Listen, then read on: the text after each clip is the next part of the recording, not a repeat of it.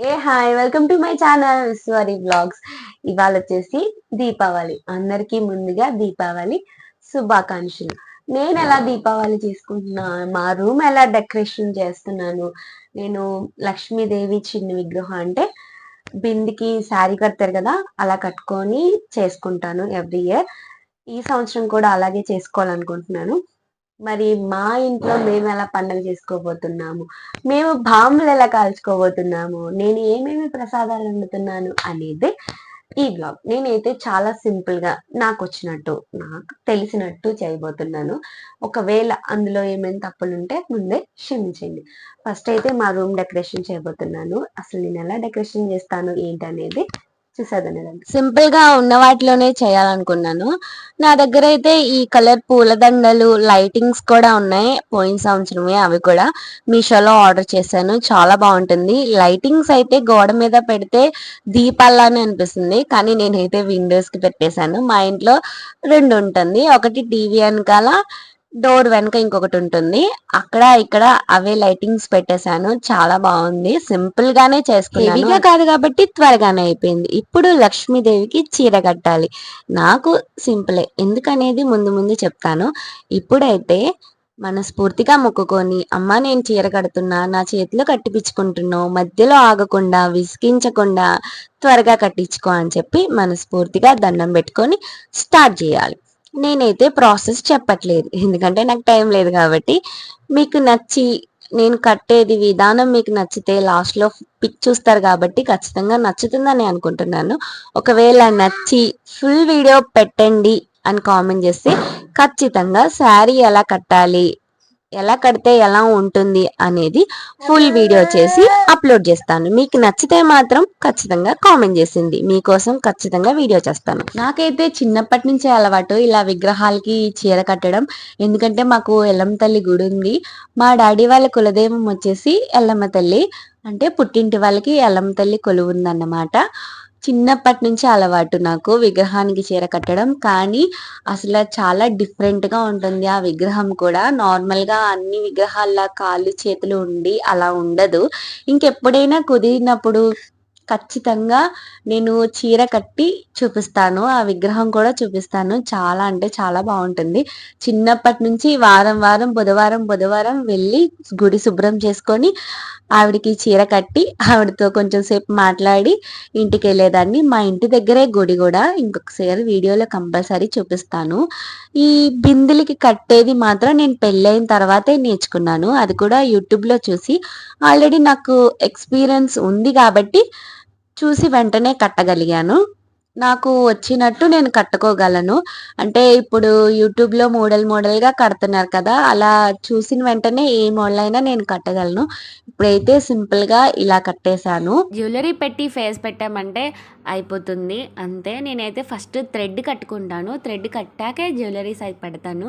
ఎందుకంటే నడుము దగ్గర థ్రెడ్ కట్టామంటే మనకి శారీ అనేది కదలకుండా ఉంటుంది కదా. జ్యువెలరీ అయితే అటు ఇటుగా లూజ్ అయిందంటే జారిపోతుంది. అందుకే ఫస్ట్ థ్రెడ్ కట్టాక అప్పుడు జ్యువెలరీ పెట్టుకోండి, దాని మీద థ్రెడ్ కనిపించకుండా.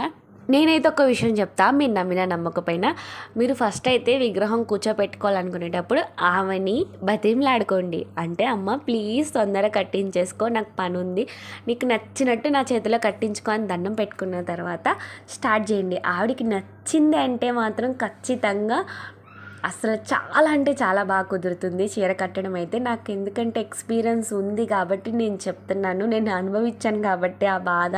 ఆవిడకి నచ్చపోతే ఇప్పి కట్టేదాన్ని ఎల్లమ్మ తల్లికి. ఆవిడకి నచ్చిందంటే ఇలా చిటికీలో కట్టేసేదాన్ని. అలాగే ఇవాళ మా లక్ష్మీదేవికి అయితే చాలా నచ్చింది అనుకుంటా.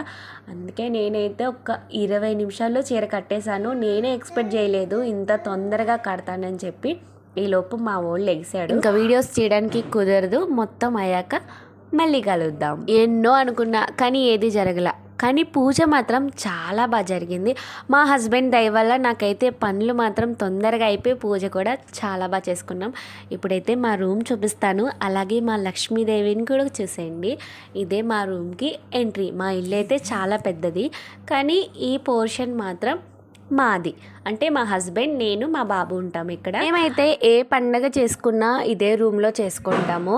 ఇలా లక్ష్మీదేవిని కూర్చోపెట్టుకున్నా, లేకపోతే వరలక్ష్మీ వ్రతం రోజు దేవుని కూర్చోపెట్టుకోవాలనుకున్న మంచం పక్కకు ఉంటుంది కాబట్టి ఇటు సైడ్ కూర్చోపెట్టుకొని కింద పడుకుంటాం ఆ ఒక్కరోజు.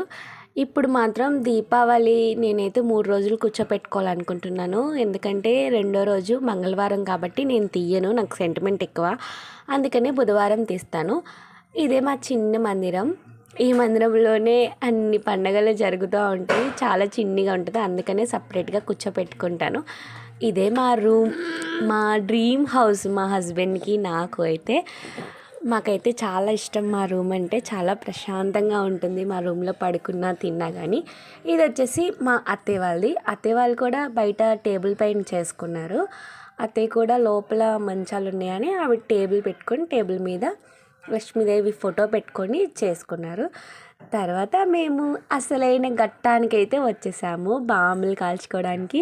మా దేవంశ్ కాడ అయితే చాలా భయపడతాడు బాంబులకి, కానీ ఈసారి అయితే అసలు బాగా కాల్చాడు. మా హస్బెండ్ పాపం నేను పూజ చేసుకున్నంతసేపు పట్టుకొని కాల్చిపిస్తూ ఉన్నాడు.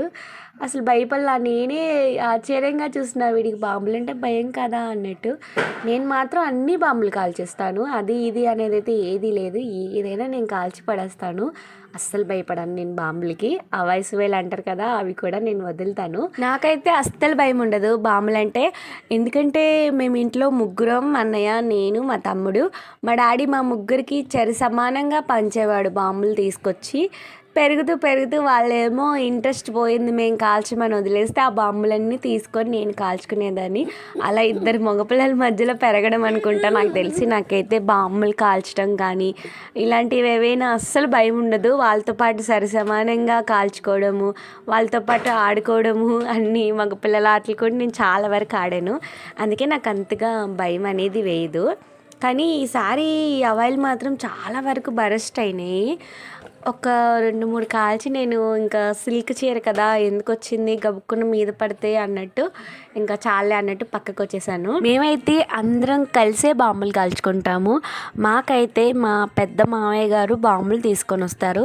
అంటే ఫ్యామిలీ మొత్తానికి ఆయనే కొనిస్తారు. ఒక 10,000 అనుకుంటాను, అంత పెట్టి తీసుకొస్తారు. ఆయన పైకి తీసుకొచ్చి డాబా మీదకి మా అందరికీ ప్రసాదం పంచినట్టు పంచుతూ ఉంటారు, మేము కాల్చుకుంటూ ఉంటాము. మా వదిన వాళ్ళ ఇల్లు కూడా మా ఇంటికి దగ్గరలోనే, వాళ్ళు కూడా మా ఇంటి దగ్గరికే వచ్చేస్తారు.